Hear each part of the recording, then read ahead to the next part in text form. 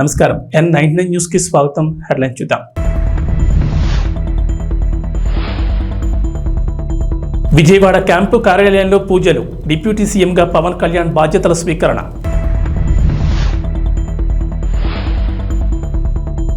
మీ దగ్గరున్న ప్రభుత్వ ఫర్నిచర్ను వెంటనే వెనక్కివ్వండి. జగన్కు సచివాలయ జీఏడీ లేఖ.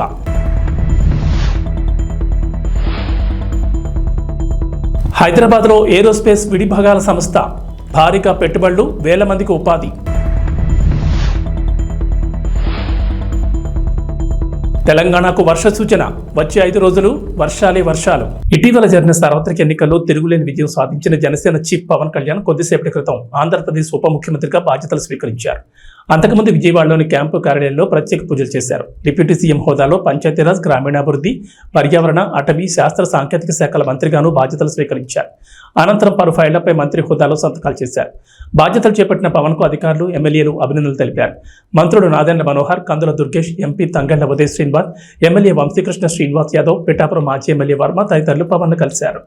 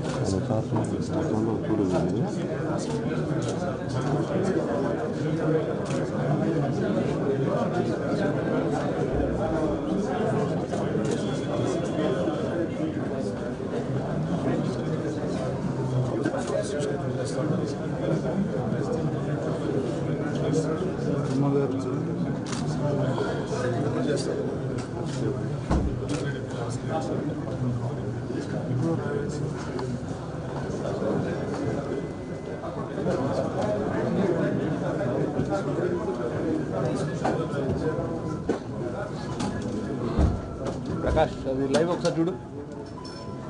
కేబుల్ చూసుకో ఫస్ట్.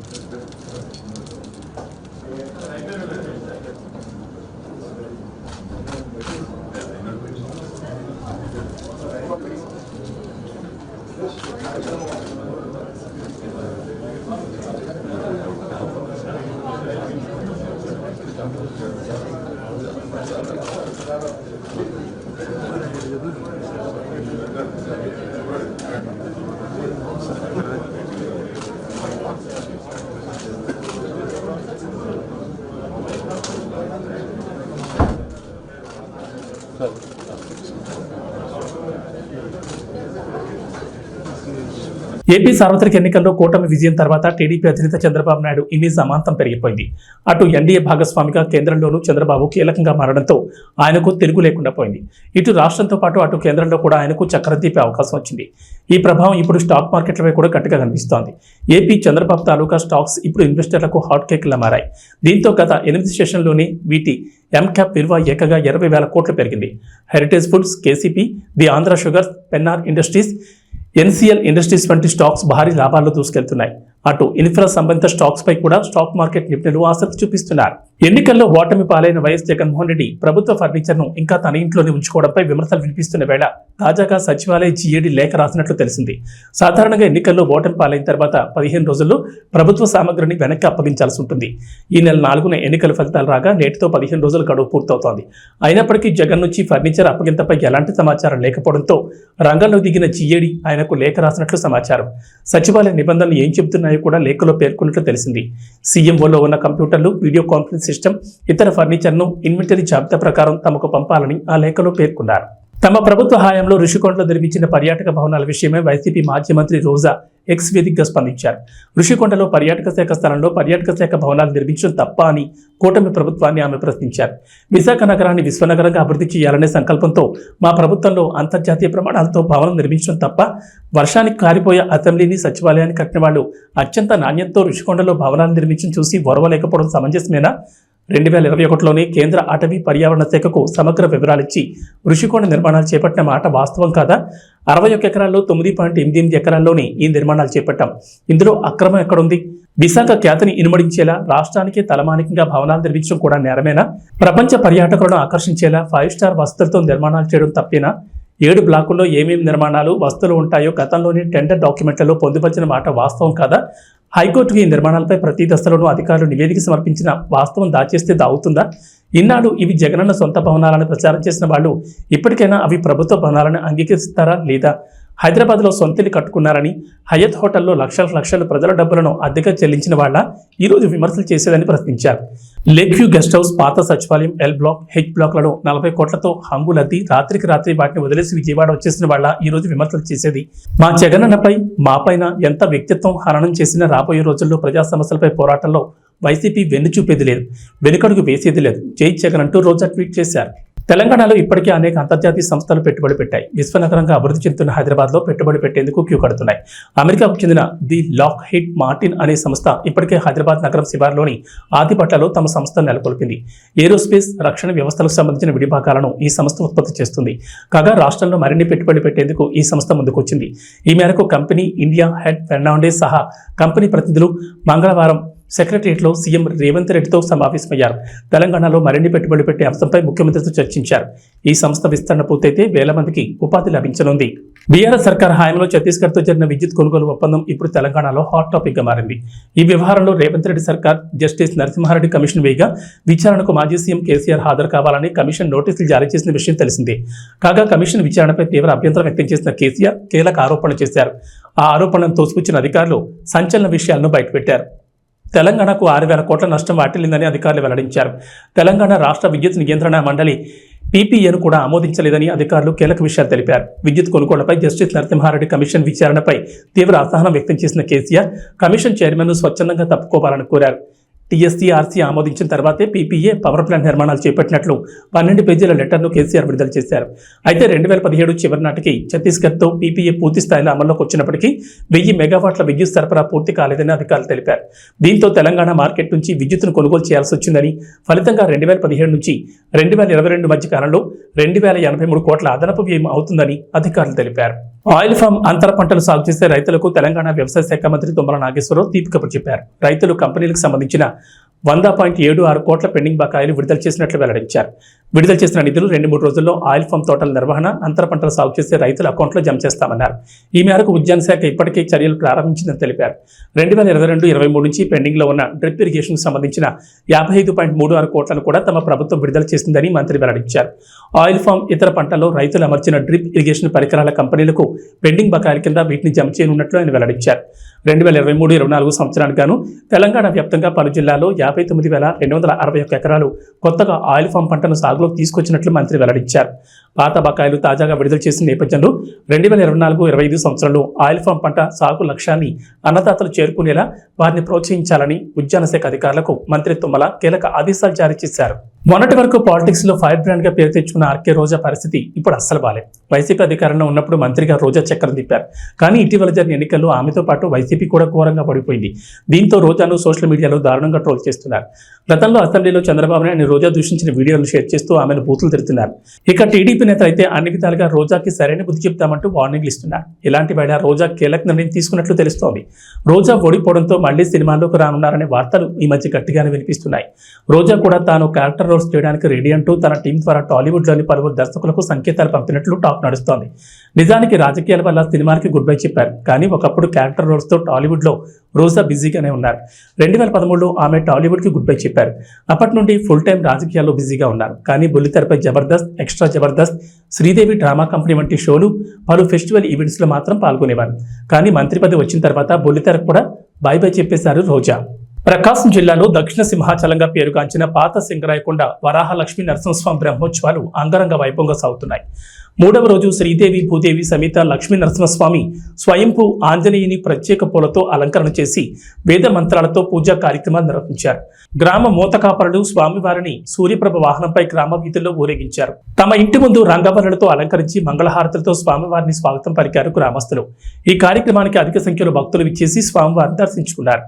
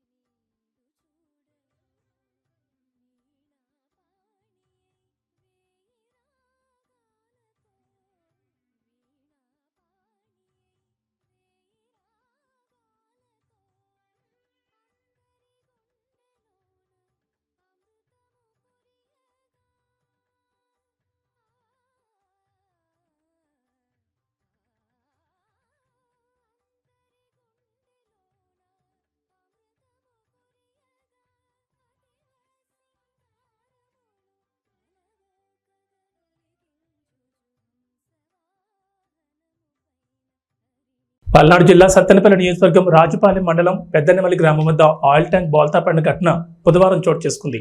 ప్రజలు ఆయిల్ కోసం ఎగబడ్డారు. స్థానిక పోలీసులు ఆయిల్ ట్యాంకును పక్కకు తప్పిస్తున్నారు. కిలోమీటర్ల మేరకు ట్రాఫిక్ జామ్ అయింది.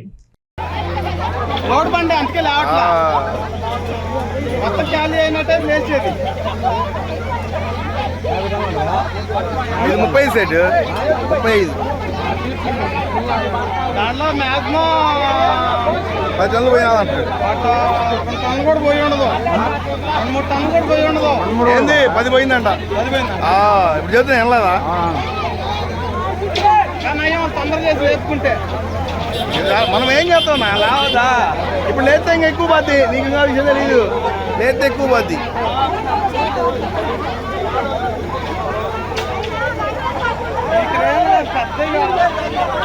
ఇంకా ఈ మన ఊర్లో అయ్యే ఎక్కువ. అప్పుడు జగన్ కోసం వాలంటీర్లు రాజీనామా చేశారు. ఇప్పుడు మీ భవిష్యత్తు కోసం మళ్ళీ అదే వాలంటీర్ జాబ్కు మీకు కావాలి అంటున్నారు. కనుక ముందు మీ వాలంటీర్స్ జాబ్ని మీకు లేకుండా ఎవరు రాజీనామా మీ చేత బలవంతంగా చేయించారో ముందు వాళ్లపైన పోలీస్ స్టేషన్లో కంప్లైంట్ చేసి కేసు పెట్టండి. అప్పుడు నన్ను కలవండి అని మంత్రి అచ్చెన్నాయుడు కలిసిన వాలంటీర్స్కి సమాధానం చెప్పారు. కనుక మీ తక్షణ కార్యక్రమం పోలీస్ స్టేషన్కి వెళ్లి మీ చేత రాజీనామా చేయించిన వ్యక్తిపై కేసు పెట్టండి అని అన్నారు. ఎవరు రాజీనామా చేయించమన్నారో వాళ్ళందరి మీద మేము స్టేషన్ ముందు కంప్లైంట్లు ఇవ్వండి. తర్వాత నేను మాట్లాడతాను. మీకు స్టేషన్ ఇష్యూ కాబట్టి మీకు బలవంతాన్ని ఎవరు సంతకాలు పెట్టి రాజీనామాలు చేయించారు వాళ్ళ పేర్లు మొహమాటం లేక అచ్చెన్నాయుడు చేయిస్తే అచ్చెన్నాయుడు పేరు ఎక్స్ చేసి ఎక్స్ పేరుతో మీరు కంప్లైంట్లు ఇవ్వండి. ఇంటికి వచ్చేలా అలర్ పెట్టి చేయించారు. తర్వాత నా దగ్గర కలవండి. మంచిర్యాల జిల్లా కేంద్రంలోని ఎల్ఐసి కాలనీలో దారుణం జరిగింది. మిట్టా రాజేంద్ర అనే వ్యక్తి మధ్య మధ్యలో సొంత పెదనాన్న ఆయన కుమారుడిపై కత్తితో దాడికి పాల్పడ్డాడు. 2 లక్షల విషయంలో జరిగిన గొడవలో కత్తితో తమ్ముడు సుజిత్ గొంతుకోయగా అడ్డుకోబోయిన సుజిత్ తండ్రి లచ్చయ్యపై దాడి చేశాడు. స్థానికులు ఇద్దరిని ప్రభుత్వ ఆసుపత్రికి తరలించగా ఘటనా స్థలాన్ని పోలీసులు పరిశీలించి నిందితుడిని అదుపులోకి తీసుకున్నారు.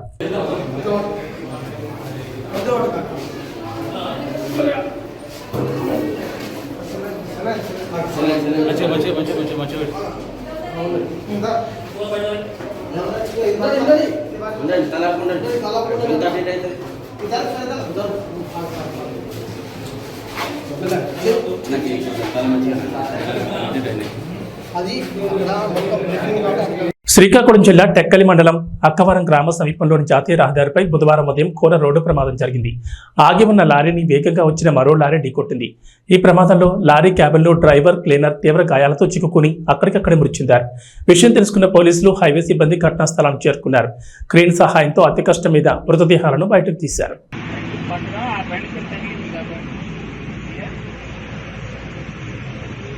T20 ప్రపంచ కప్ 2024లో జట్టు ఘోర ప్రదర్శనతో New Zealand star batter Kane Williamson సంచలన నిర్ణయం తీసుకున్నాడు.